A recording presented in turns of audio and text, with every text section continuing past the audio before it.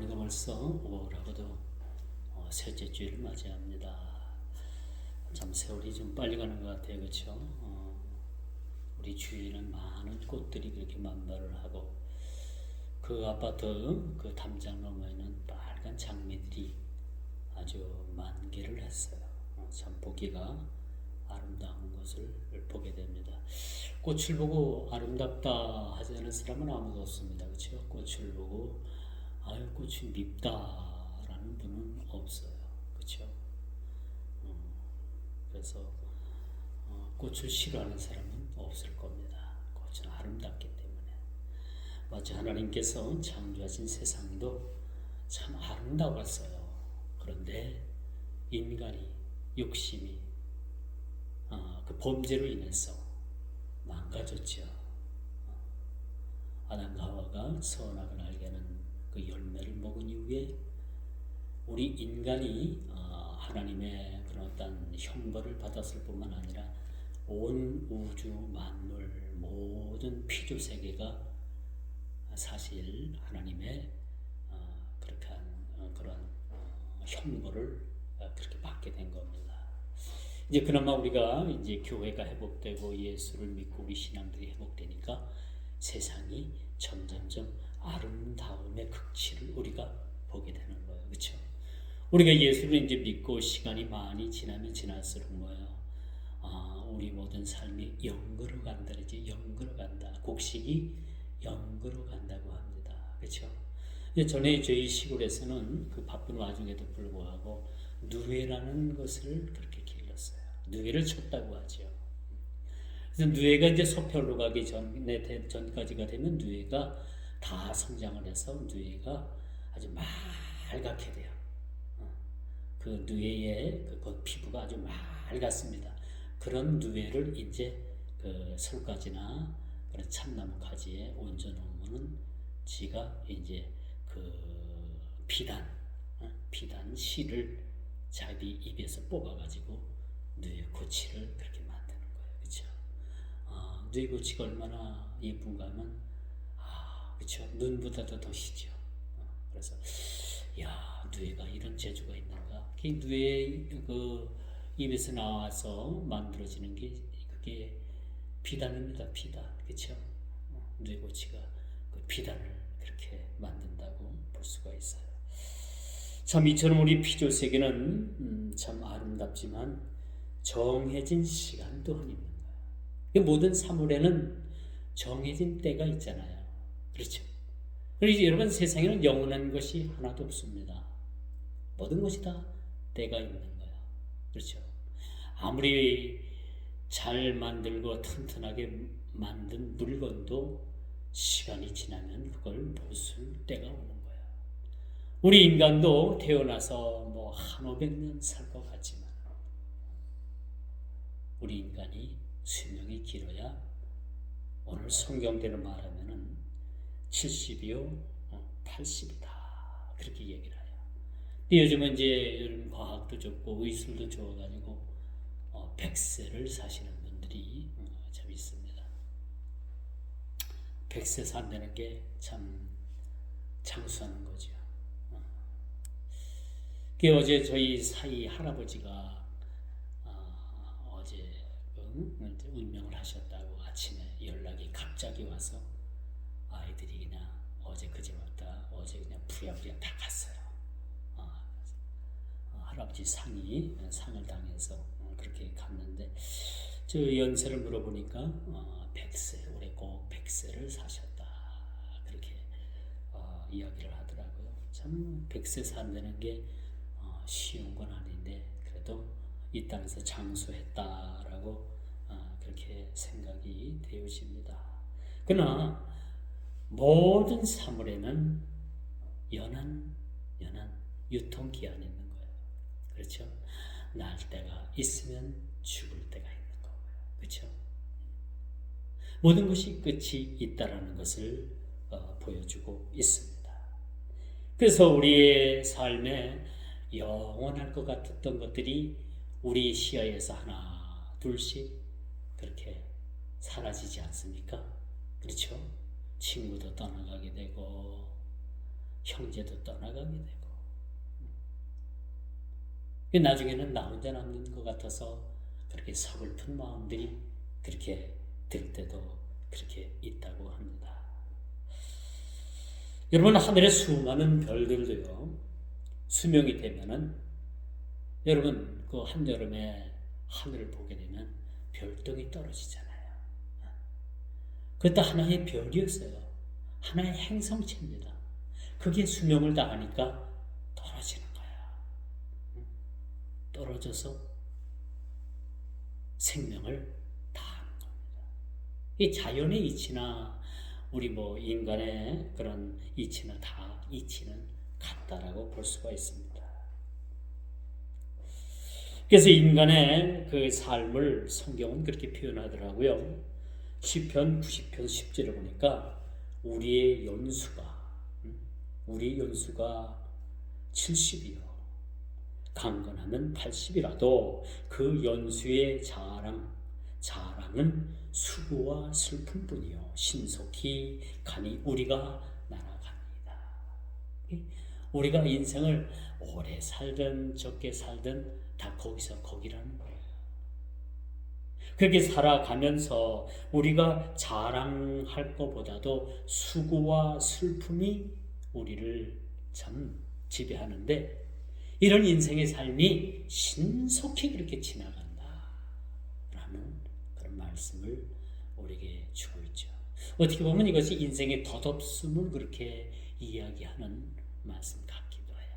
그러나 이 땅에서의 삶, 그렇게 우리의 삶이 넉넉지는 못하더라도 이 땅을 50년을 살든 70년을 살든 90년을 살든 100년을 살든 우리가 사는 연수가 중요한 게 아니라 인생을 어떻게 살았는가, 그게 참 중요한 거예요.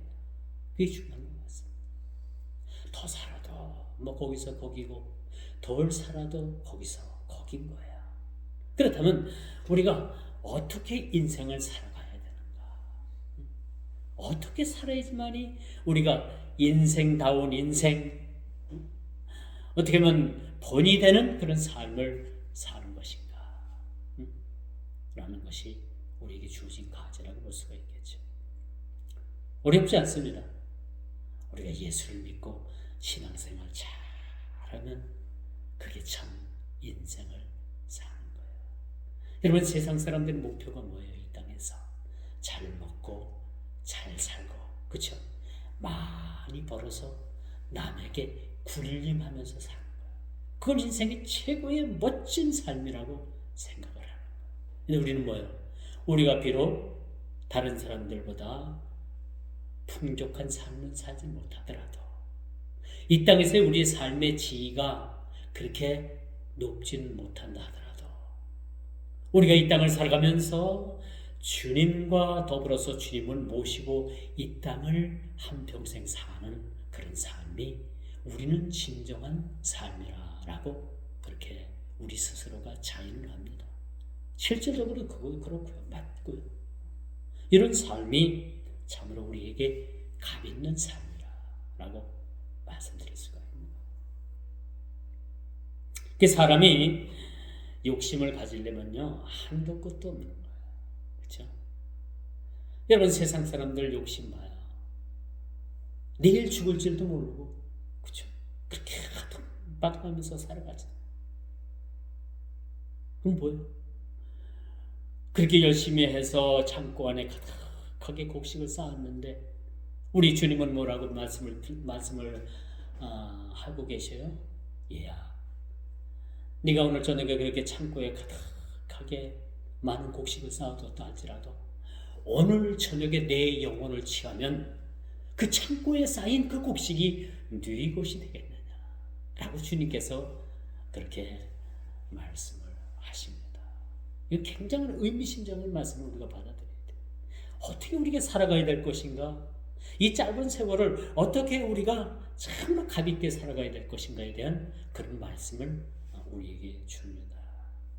이게 비록 우리 모든 많은 사람들에게 해당하는 말씀 같기도 해요. 모든 사람들에게 주어진 말씀이죠. 행여나 우리 그리스도인들도 욕심이 앞서게 되면요, 욕심이 앞서게 되면은 그렇게 세상 사람들과 별반 차이가 없어요. 별반 차이가 없어요. 우리 그리스도인들도 그 마음의 욕심이 들어가게 되면요, 나눔의 삶을 하지 못해요. 나눔의 삶. 어떤 악독한 사람들은요, 이득을 취하기 위해서 1,000원짜리를 위에다 딱 올려놓고 밑에 10,000원짜리를 싹 빼가는 사람들도 있어요. 안 되죠? 그래야 돼야 하는데요. 인생을 그렇게 살아면 안 되는 거예요. 10,000원짜리 올려놓고 밑에 1,000원짜리 빼가는 사람이 나누는 사는 사람이에요. 우리 목사의 세계에서도 그렇습니다. 목사의 세계에서도 그런 분들이 많이 있어요. 교회 욕심 때문에 교회를 여러 교회 그렇게 자기가 취해가지고 팔아먹고, 어디 더 좋은 교회 없나, 더 큰 교회 없나 해가지고 그 더 큰 교회 눈독이나 들여가지고 결국은 더 큰 교회 가지고 더 그렇게 땅땅거리고, 마치 그것이 자기의 목회의 성공이냐 그렇게 생각하는 분들도 제 주위에도 있습니다. 누구라고는 말은 못하지만 성도나 일반 세상 사람들이나 목사나 이제 욕심의 눈이 뒤집히게 되면 분별을 못하게 되는 거예요. 적어도 우리 그리스도인들은요, 나누는 삶이 필요한 거예요. 물론 나도 필요하죠. 내 것을 나눈다는 것은요, 내 살을 비워서 나누는 거예요. 그런 각오가 있고 그런 수고가 있고 그런 헌신이 있게 된다는 것을 우리는 여러분 생활을 통해서 그렇게 여러분들이 경험하게 되지 않습니까? 참 이런 모습을 우리가 보면서 참 우리가 정한 때가 세상에 있는데 이렇게 정해진 주간 그런 시간 내에 그런 세월에 적어도 우리가 많이는 못 나눠도 내 욕심 때문에 나 아닌 다른 사람들이 상처를 받고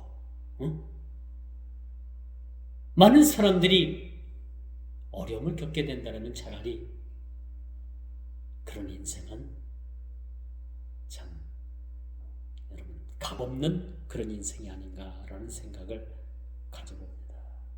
결국은 그거예요. 누구든지 때가 되면 이 땅을 떠나게 된다는 거죠. 누구든지 그렇습니다. 여러분 우리가 잘 아는 진나라 때 진시황이라고 여러분 진시황이라고 그렇죠? 진시황제라고 여러분들이 말 좀 들어봤을 거예요.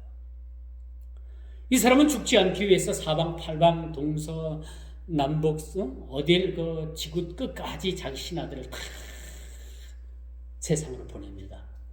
뭘 구하기 위해서? 불로초를 구해오기 위해서. 그 불로초가 존재한다는 그런 이야기를 듣고 자기 신하들을 다 타지로 다 보내가지고 불로초를 구해오게 해요. 그런데 여러분 세상에는 불로초가 있습니까? 없어요. 그렇죠? 없습니다. 어떤 것도 우리 인생을 영원히 살 수 있는 그러한 지구상에 존재하는 그러한 물건은 없는 거예요.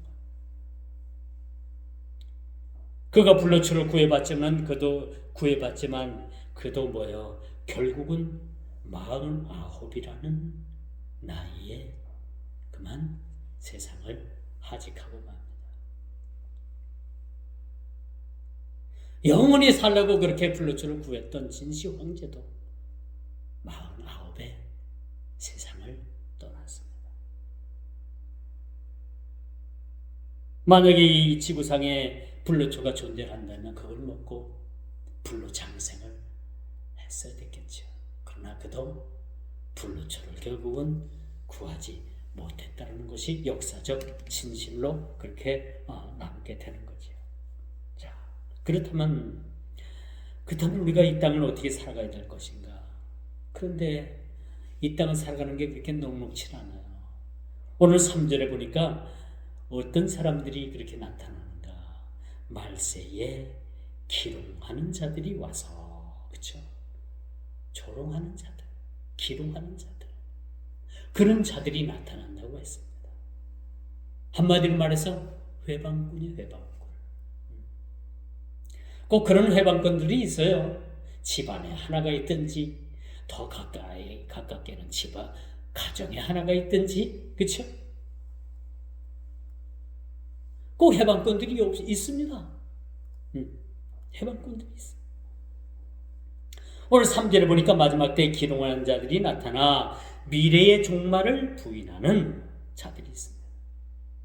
교회 안에서 이제 우리가 한참 그 성도들이 미래를 꿈꾸고 천국의 소망을 가지고 이 땅에서 그렇게 참 천국 같은 삶을 사는데, 교회 안에 그렇게 천국은 없어, 미래는 없어, 이 땅에서 사는 게 전부야. 그러니까 너희들이 이 땅에서 먹고 마시고 즐길 거 다 즐기고 이 땅에서 살아. 죽으면 모든 것이 끝나는 거야. 아무것도 없어. 미래 없어. 그렇게 하나님의 말씀과 또 미래에 대한 비전을 그렇게 조롱하는, 거짓말로 그렇게 조롱하는 자들이 나타난다라고 그렇게 말씀을 합니다. 이 마지막 때에 이 기롱하는 자들의 특징이 뭐냐? 이 사람들은 미래의 종말을 부인하는 거예요. 장래의 일이, 장래의 세계가 없다는 거죠. 죽으면 모든 것이 다 끝난다라고 그렇게 얘기를 하는 겁니다. 그러나 뭐예요? 죽음은 곧 우리에게는 시작입니다. 그렇죠? 죽음은 곧 우리에게는 시작이라는 것을 알려주는 거예요. 이런 거짓 선생들이 세상에 뿐만 아니라 교회 안에도 가만히 들어와서 문제를 야기시키는 거예요. 여러분 잘 아는 여호와 증인들은요, 천국을 부인해요. 이 땅에서 자기네들은 영원히 산대요. 천국은 우리나 가래요. 그래, 우리는 가고 너희들은 이 땅에서 그냥 영원한 지옥불에 들어가는 거죠. 천국을 부인하는, 그들은 안 간다.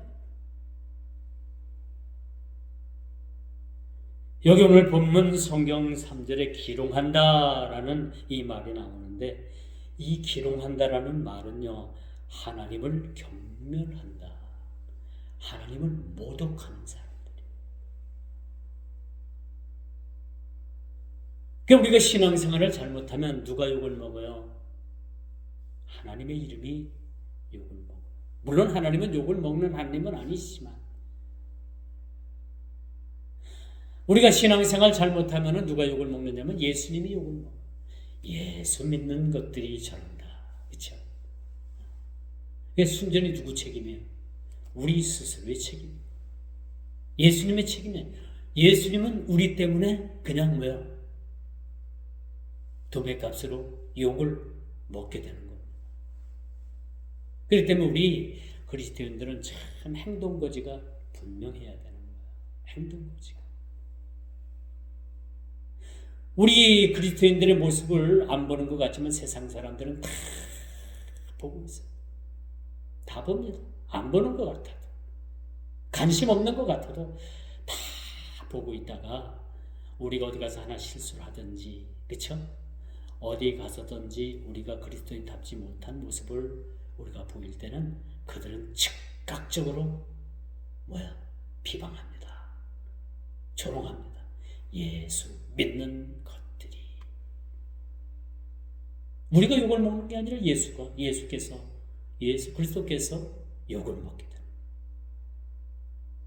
그래서 우리는요, 어딜 가든지 예수님 말씀하신 것처럼 말하고, 어딜 가든지 예수님께서 하신 행동처럼 우리가 행동하고, 그렇죠? 어딜 가든지 우리가 예수님께서 생각하신 것처럼 생각하는 그런 모습이 우리에게 사실 필요한 거예요. 교회까지 나왔을 때 교회에서는 거룩한 집사인데, 이 교회 밖에만 나가면 집사가 아니라 뭐가 돼요? 잡사가 되면 안 되겠죠. 교회에서 집사는 나가서도 집사가 돼야 되는 거예요. 똑같아야 되는 거예요.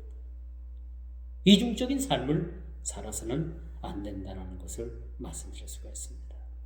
이처럼요, 이렇게 기롱하는 사람들은요, 하나님을 첫째 경멸합니다. 하나님을 모독합니다. 그런 교만한 언사로 그들은 뭐야? 하나님을 모독하는 그런 입이 거칠고 가감하고 절제할지 모른다는 것을 우리가 보게 되는 거죠. 이뿐만 아니라 이들은요, 하나님의 뜻을 전적으로 따르질 않아요. 우리가 예수를 믿는다는 것은, 믿음을 가졌다는 것은 전적으로 하나님의 말씀을 따라 우리가 살아가는 거예요. 이게 첫째 우리 그리스도인들의 모습인 거예요. 하나님의 말씀을 따라 살아가는 거지, 우리가 세상 사람들의 어떤 경험이나 그들의 학식이나 그들의 습관이나 관습이나 그런 것에 의해서 우리가 세상을 살아가는 것은 아니라는 얘기죠. 우리가 그리스도인으로서 세상을 살아가는 데는 일정한 룰이 있는 거예요. 신앙의 룰이 있죠. 이 신앙의 룰을 따라서 우리가 세상을 살아가게 되는 거예요. 그런데 이들은요, 하나님의 뜻을 따르지 않을 뿐만 아니라 악한 영에 사로잡혔다는 거예요. 악한 영. 어떤 사람들은요, 얼마나 악한지 몰라요. 얼마나 악한지 몰라요.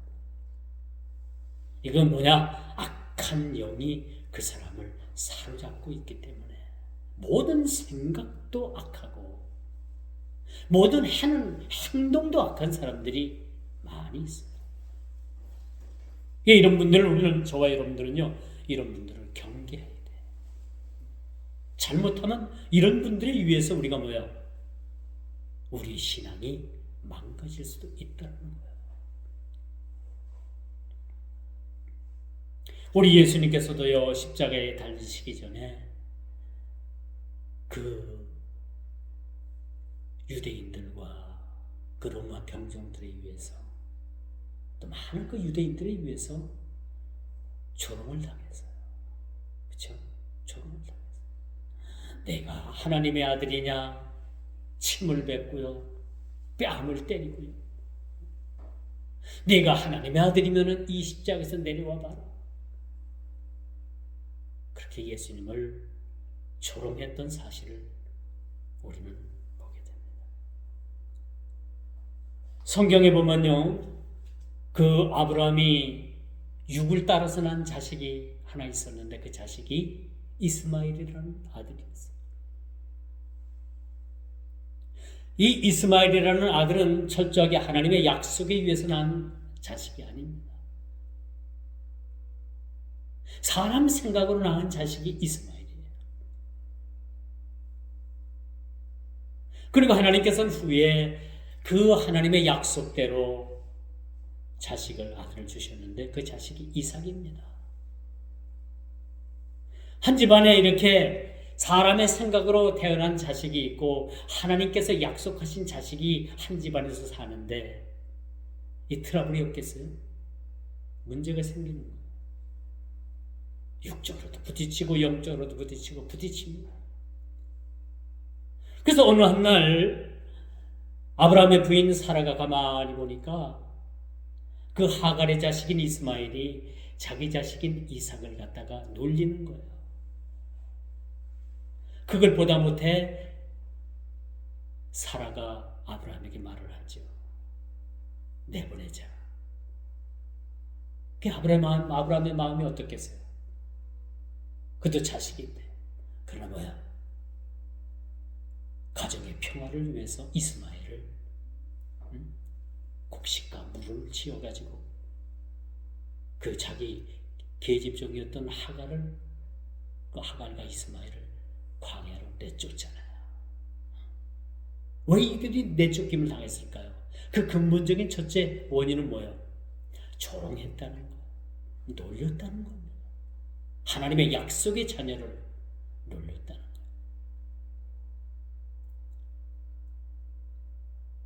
이렇게 쫓겨나고 서로 갈등하는 문제가 그렇게 발생을 한 게 지금까지 중동 전쟁이 그렇게 심화되고 있는 거예요.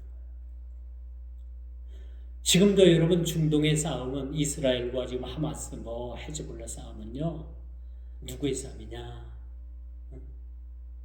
이삭의 자식과 이스마엘의 자식이 싸워. 그렇게 그때 조롱하고 그렇게 기롱했던 그 이스마엘과 이삭의 관계가 지금도 그것이 전쟁으로 아직도 끊이지 않고 있다는 사실. 여러분, 이 성경의 역사에서 지금 현존하는 이 현존의 역사에서 우리는 그것을 실증적으로 보고 있다는 겁니다.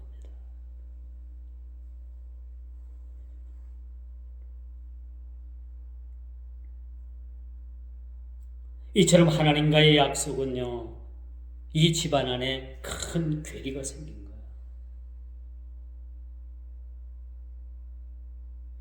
육으로 낳은 씨앗과 하나님께서 낳은 그 주신 약속의 씨앗이 서로 그렇게 충돌이 일어나고 있는 거예요.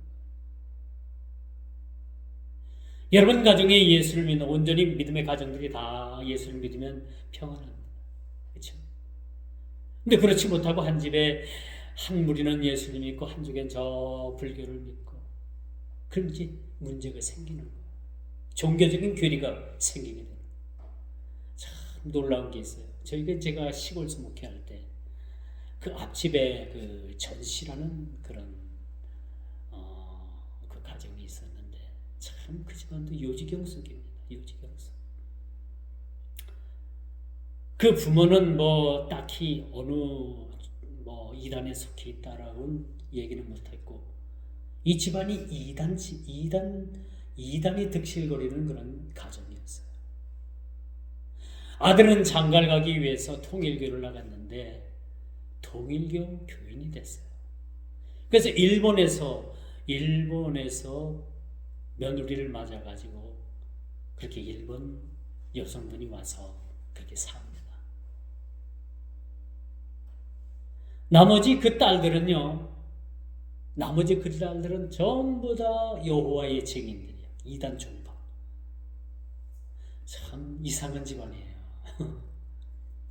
아들은 통일교를 나가고 그 딸들은 전부 다 여호와 증인을 나가고 이 딸들이 그 이제 어느 지역이라고 하면 좀 안 되겠지만 그 읍내 지역에서 안경점을 해요. 안경점.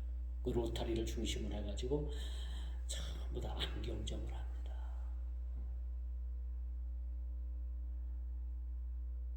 그래서 이제 안경을 맞추려면 좀 조심스러워요, 저는. 그 여호와 증인 같은 데 가서 맞출 수는 없잖아. 그래갖고 이제 어느 한쪽 외진 데 가가지고 이제 와서 안경을 하나 맞췄는데 이 주위에는 여호와 증인들이 많아가지고 안경 맞추기도 힘들고 그렇다고. 그런데 나중에 알고 보니까 그 집 딸이 여호와 증인이 운영하는 안경점이었어요.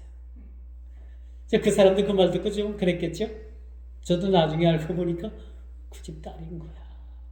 딸이 안경점을 하고 거기서 여호와 증인들 때문에 제가 안경 맞출 데가 없다라고 얘기를 했더니 뭐 속으로 뭐랄겠어요. 그렇죠? 그런 일들도 있었습니다. 예전에. 아주 오래된 얘기예요. 근데 그 부모들은 아들한테 가가지고 거기 가서 뭘 좀 하는 것도 탐탁치 않고 딸들을 따라가가지고 그냥 거기 다니는 것도 탐탁치 않고 그래서 그 할아버지가 저희 집사람을 찾아와서 이제 고민을 털어놓는 거예요. 자기네들은 가고 싶지 않은데 자식들 때문에 어쩔 수 없이 그렇게 다니는데 그런 속사정을 이야기를 하더라고요. 참 그런 부분들을 참 보면서 참 하나님의 약속과 이 세상적으로 그렇게 주어진 것들은 충분히 그런 괴리 현상이 충돌이 일어날 수밖에 없다. 왜 교회 안에 조롱하는 자들이 기롱하는 자들이 들어와서 거짓을 설파하고 하나님을 조롱하고 그런 일들이 비일비재할까요? 이것은 마지막 때에 일어나는 그러한 모습들이라는 거예요. 요즘 귀신천지들이 교회 안에 가만히 들어와가지고 요즘 전도도 안 되는데 그들이 들어오면 와서 여러분 등록하면 얼마나 좋은 일이에요. 그렇죠? 근데 숨기고 신분을 숨기고 들어오니까 모르는 거야. 나중에는 자기가 전도한다 싶어가지고 자기네 무리들을 하나 둘씩 끌어들입니다. 그 교회 안에 이제 자기네 무리들이 딱 어느 정도 그렇게 힘도 있고 영향력을 끼칠만 하면은 그때부터 교회를 꽉 잡아가지고 좌지우지하면서 그때부터 담임 목사를 쫓아낼 군의를 하게 되고 교회를 통째로 집어삼킵니다. 그것을 그들 말론 상옹기기라라고 얘기한대요. 이런 일들이 있습니다. 이게 2000년 전에 이 말씀이 쓰여졌지만 오늘날 이 말씀이 교회 안에도 여전히 들어와서 그런 잘못된 사상, 많은 사람들을 기롱하는 일들이 교회 안에 그렇게 지금도 많이 발생되고 있고, 오늘날 교회들이 얼마나 이 귀신 천지들 때문에 그렇게 내홍을 겪고 있는지 몰라요. 우리는 살아가면서 끊임없이 육적으로나 영적으로나 이렇게 아주 많은 걸림돌들, 돌발 상황이 우리를 괴롭게 어렵게 합니다. 넘어지려고 하게 합니다. 설령 믿는 자라 할지라도, 그렇죠? 마귀는 우는 사자처럼 여기저기 배회하면서 믿는 자라 할지라도 넘어뜨리기 위해서 그렇게 배회한다고 하잖아요. 이럴 때 우리가 깨어있지 않으면 우리 스스로가 신앙 지키기가 쉽지 않다는 것을 우리가 보게 되는 거예요. 아주 중요한 것은 이미 말세에 기록하는 자들이 교회 안에도 그렇게 나타났다. 교회 안에도 나타났다는 것을 우리는 심각한 경각심을 가지고서 우리가 바라봐야 되는 거예요. 그러면 오늘 7절에도 이렇게 경건치 않은 자들의 피할 수 없는 심판이 그렇게 경고되고 있습니다. 하나님의 이름을 멸시하고 하나님을 거부하고 조롱하는 자들, 이런 자들에 대한 심판이 반드시 있을 것이라는 것을 말해주고 있죠. 여러분, 놀라운 사실은 한국 교회의 4분의 1이 4분의 1, 내 교회의 하나가 이단이래요. 이거 어떡합니까? 내 교회 중에 하나가 이단 사상에 빠져 있다는 거예요. 이게 심각한 일입니다. 한국 교회가 그동안에 폭발적인 부흥을 이루었어요. 기독교 100년, 지금 한 130년 정도 됐는데 130년에 이렇게 한국 교회가 이처럼 부흥한 것은 세계적인 기독교 역사 중에서도 찾을 수 없는 아주 굉장한 특이한 경우라고 말을 합니다. 그 반면에 이단 세력들도 아주 발흥을 해가지고 한국 교회의 4분의 1이 이단이라면 여러분, 이것 또한 큰 문제입니다. 큰 문제입니다. 최근에는 한국교회 신사도 운동이라는 것이 있었어요. 관상기도, 신사도 운동. 여러분, 저희가 신학교에서 배울 때는 사도들은 이미 예수님 당시에 그렇게 예수님을 보았고 예수님과 함께 따르던 사람들을 사도라고 했는데 이미 그때 그 사람들은 다 죽었죠. 그럼 사도 시대는 끝난 거예요. 그리고 그 사도들에 의해서 제자로 부름받고 또 활동했던 사람들을 속사도라고 해요. 속사도. 이 속사도의 시대도 다 끝났습니다. 근데 전 세계적으로 이 신사도 운동이 지금 굉장히 활발하게 벌어지고 있어요. 전 세계적으로 이렇게 이단들이 발흥을 했는데 빈야드 운동이라고 해가지고 교회 안에서 무슨 그것이 성령의 역사라고 해가지고 집회 가운데 사람들이 막 앉아가지고 막 껄껄껄껄 웃습니다. 성령께서 막 웃는 걸로 역사한데 막 사람마다 웃음소리가 또 다 다르잖아요. 그거 막 껄껄껄거리고 교회에서 웃고 막 난리가 나니까 거기에 이제 악한 영들이 들어가는 거예요. 여러분, 방언도 막 억지로 막 하려면 그 속에 뭐가 들어가? 사탄마귀가 들어가서 이상한 악한 방언도 아니고 무슨 귀신의 소리를 냅니다. 잘해요. 그렇게 껄껄거리고 막 웃고 하니까 껄껄거리는 막 웃는 것을 뛰어넘어갖고 무슨 뭐 짐승의 소리. 어떤 여성은요, TV 그 동영상에서 보니까 개 짖는 소리를 하더라고요. 개 짖는 소리. 어떤 사람은 늑대 우는 소리를 해요. 늑대 우는 소리. 이게 성령의 역사입니까? 악령의 역사입니다.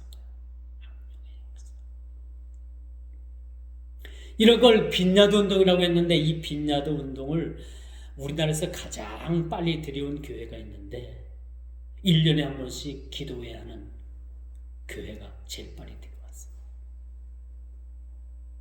강단에서 제가 깊게 얘기를 할 수 없지만 지금도 한국교회 내노라 하는 이름 있는 목사들이 다 이런 데 지금 다 관여되어 있습니다.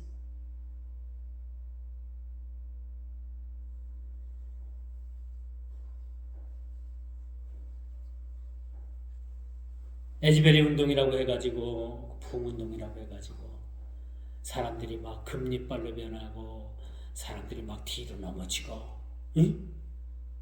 뒤로 넘어지면 뭐 할 거요? 이 아말감으로 떼운 이빨이 금리빨로 변한다고 해가지고 또 한동안 또 난리가 났었잖아요. 이거는 성경적이지 않고 기독교적이지 않은 거예요. 사람들이 이런 데 막 현혹이 돼가지고 지금도 그 여파가 한국교회에 엄청나게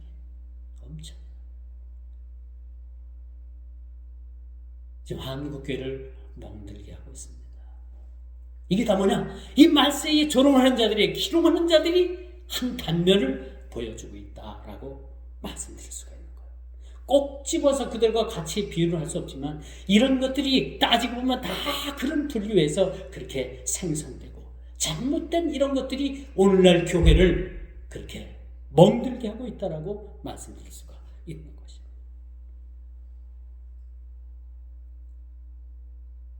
사도행전 17장 16절에 보니까요. 여러분 아덴 사람들은 이 철학자들은요. 하루에도 새로운 유행어, 새로운 말이 유행되지 않으면 관심을 두지 않았어요.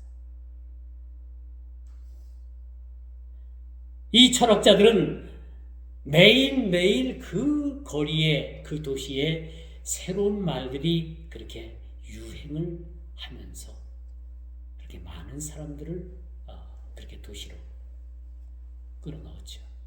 이것이 바로 세상 철학입니다. 철학가들이 말하기 좋은 말 하는 사람들. 그렇죠? 너 자신은 알라. 소크라테스. 당시에 그 시대에 그 철학들이 도시를 지배하고 있는 거예요. 그 사람들은요. 날마다 새로운 말이 아니면은 말을 하기도 싫어했던 거예요. 시큰둥했던 거예요. 이런 사람들이 여러분 교회에 들어와서 성경에서 뭔가 어긋난 다른 무언가를 찾기 위해서 그들이 교회에 잘못된 사상을 심는 거예요. 제가 지난주에도 말씀을 드렸지만 꼭 예수를 믿어서 우리가 천국 가는 게 아니라 좋은 일 많이 하고 봉사하고 그 로만 카톨릭 쪽은 봉사 쪽이 굉장히 강해요. 봉사로 다 포장을 할 수 있어요. 다른 무언가를 심는 거예요. 구원받는 그 사상에 구원받는 그 조건에 사람의 행위를 심어요. 그리고 예수 그리스도의 온전한 그 십자가의 은혜로 구원받는다는 교리를 인정을 한다고 하면서도 한쪽에서 부정을 하게 되는 겁니다. 아니야. 그래도 우리가 뭘 하나 해야지. 응? 우리가 천국 가기 위해선 뭘 하나 우리가 우리 이름으로 뭘 하든지 해야지. 그런 사상을 가지고 그런 사상을 끊임없이 교회에 심어주는 겁니다. 우리 개혁주의 구원관과 아르미니우스 주의적인 구원관이 달라요. 알미니우스라는 이 신신학의 그 신앙과는 그래도 자기네들이 뭔가 해야 된다라는 그런 구원의 조건을 그렇게 붙입니다.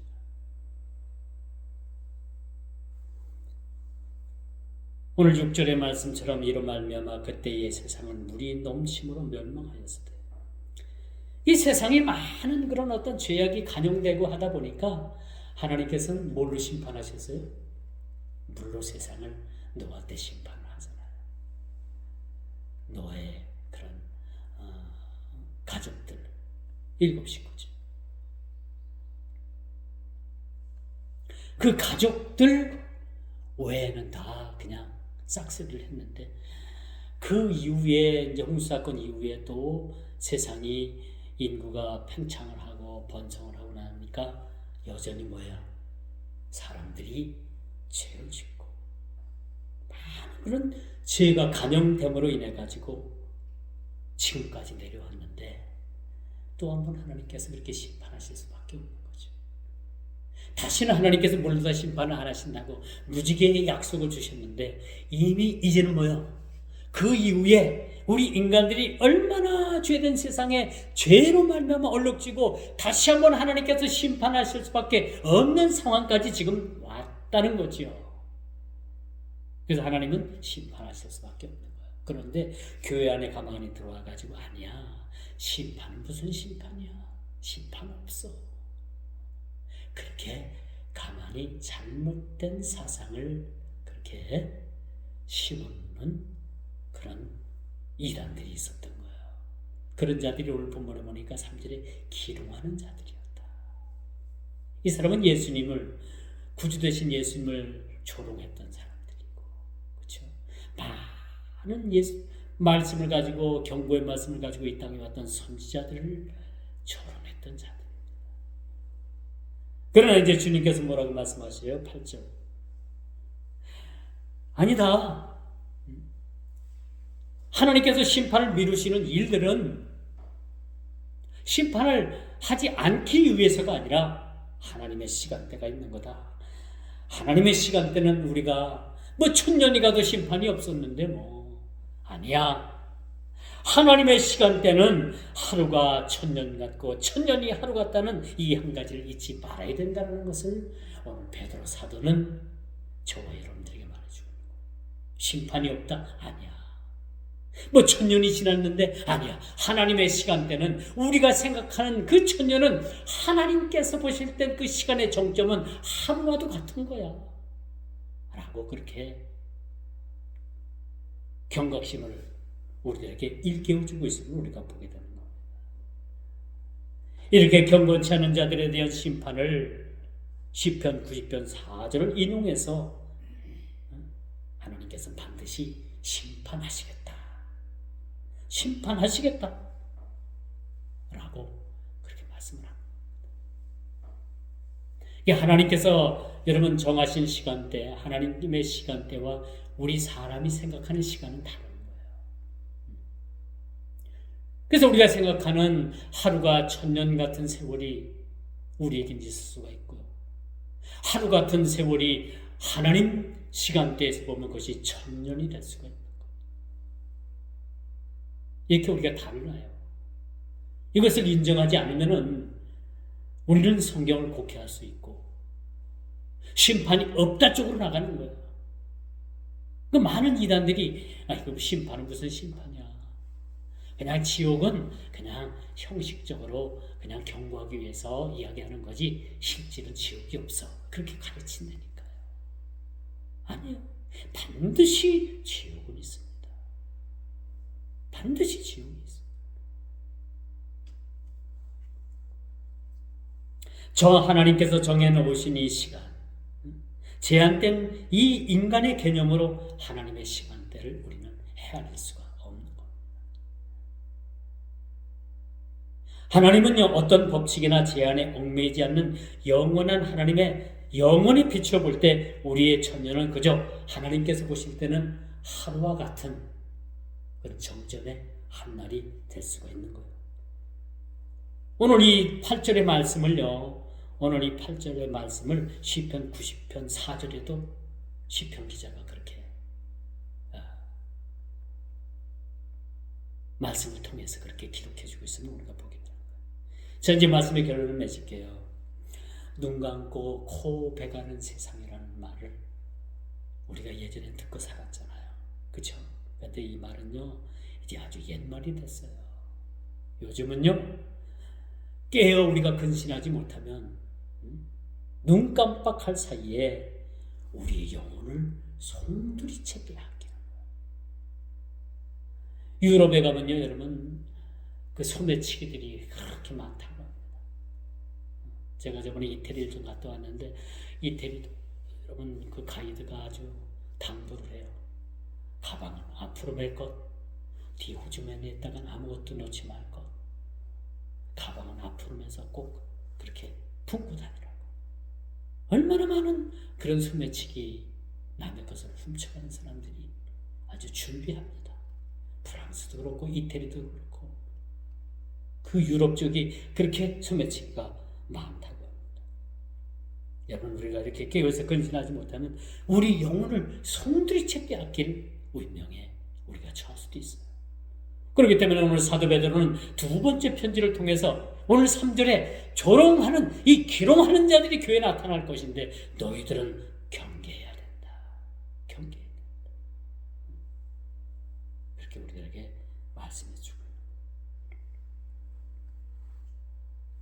그러므로 오늘 이젠 우리가 이런 시대에 살아가고 있습니다. 이런 시대를 우리가 잘 분별하고 악의 세력에서 우리의 굳건한 데서 우리의 믿음이 미끄러지는 일이 없도록 우리는 늘 경계하는 마음을 가지고 살아요. 내 믿음이 이 정도면 됐지. 아니에요. 얼마든지 여러분 우리가 믿음에서 미끄러질 수가 있다니까. 미끄러질 수 있어요. 믿음에서 미끄러진다고 생각을 해봐요. 얼마나 심각한 일입니까? 이런 우리가 믿음에서 미끄러지지 않기를 우리가 또 무법한 자들의 미혹에 넘어가지 않기를 우리가 삼가라라는 오늘 17절 말씀이에요. 이 말씀 한 절 제가 읽고 말씀을 맺도록 할게요. 그러므로 사랑하는 자들아 너희가 이것을 미리 알았은즉 무법한 자들의 미혹에 이끌려 너희가 굳센 데서 떨어질까? 다시 말씀드려서 믿음에서 미끄러질까 조심하라.